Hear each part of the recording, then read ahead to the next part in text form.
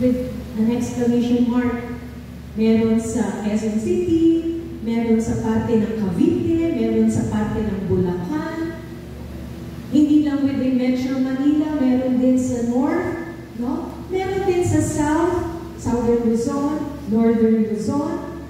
At kahit na sa ibang bansa simultaneously, meron din mga ganong klase ng mga pagtangis or sigaw. Tundo. Kayo ba? Ano bang sinisigaw nyo ng mga panahon?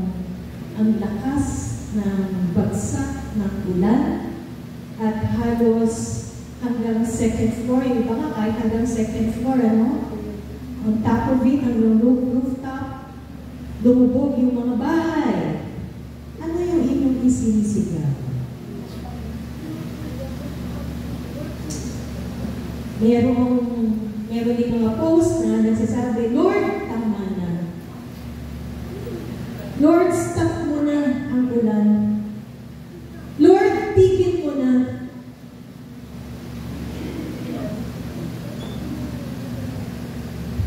Bakit muna natin si Lord Jesus? Shall not the judge of all the earth do right? Pag sinabi natin na, Lord, tama na. Is it the right time of prayer?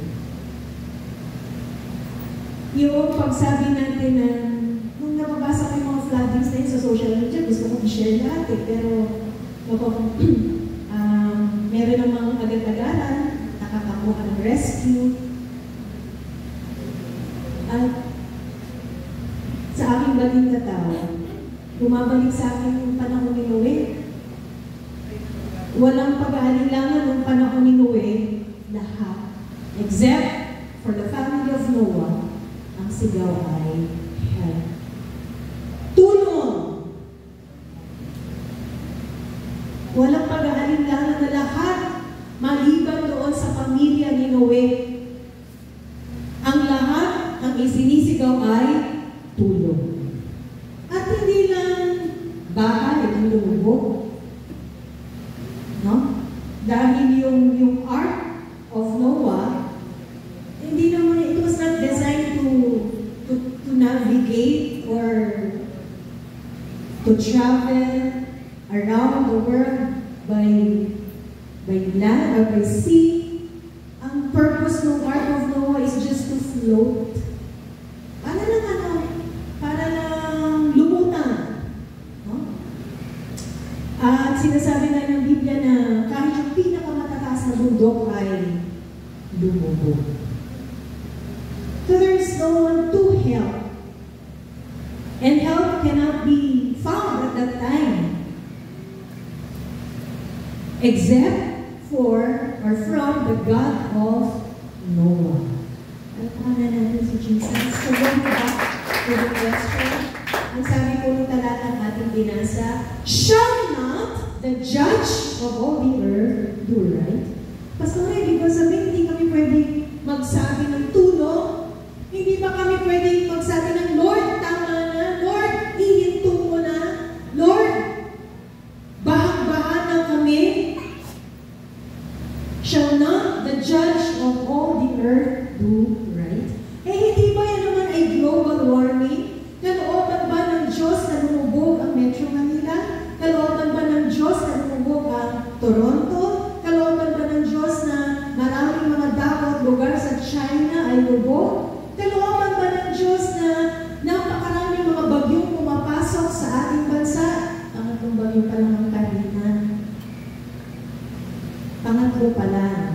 Kalooban ba ng Diyos na napakaraming tornado sa northern hemisphere, so to speak, doon sa northern part of the globe? Kalooban ba ng Diyos ang dami ngayon nagbabagsak ang aeroplano?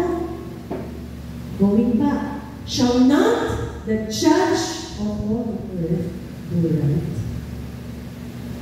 Shall not the judge of all the earth do right? Ang ating mundo ay, alam niyo si Lord, meron siyang merong timetable para sa lahat.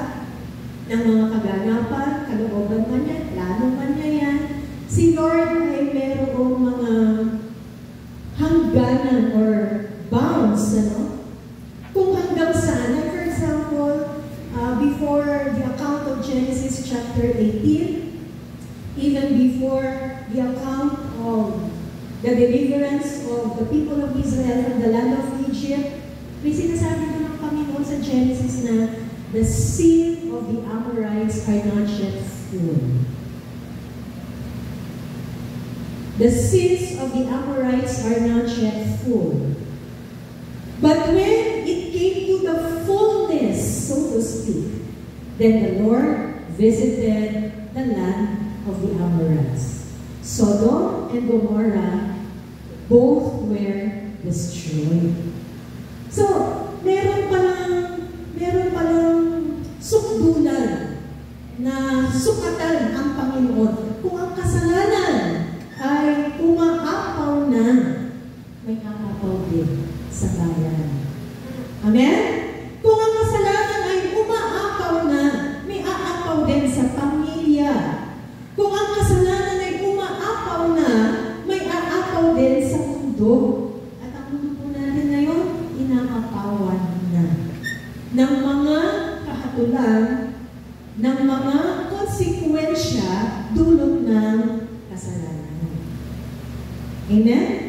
Kaya ang sabi ng Biblia, our sins will always find us out. Ang kasalanan, hahabulin ka niyan kapag walang pagsisisi sa iyong puso. Why? Because the judge of all the earth will always do the right thing. Amen?